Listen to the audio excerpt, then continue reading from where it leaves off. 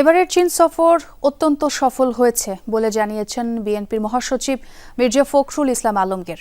শুক্রবার রাতে ঢাকার হযরত শাহজালাল আন্তর্জাতিক বিমানবন্দরে সাংবাদিকদের এ কথা জানান তিনি। বলেন, শি জিনপিংয়ের নেতৃত্বে চীন খুবই স্বল্প সময়ে উন্নতির শিখরে পৌঁছে গেছে। চীনা কমিউনিস্ট পার্টি সিপিসির নেতৃবৃন্দ বিএনপির ভারপ্রাপ্ত চেয়ারম্যান তারেক রহমানকে চীন ভ্রমণের দাওয়াত দিয়েছেন। সিপিসির নেতাদেরও বাংলাদেশে আসার আমন্ত্রণ জানানো হয়েছে বলে জানান মির্জা ফখরুল। বিএনপি মহাসচিবের নেতৃত্বে 22 জুন 9 সদস্যের প্রতিনিধি দল চীন সফরে যায়। চীনের যে কমিউনিস্ট পার্টি আছে সিপিসি, তাদের আমন্ত্রণে আমরা গিয়েছিলাম। আমাদের এই সফরটি অত্যন্ত সফল হয়েছে।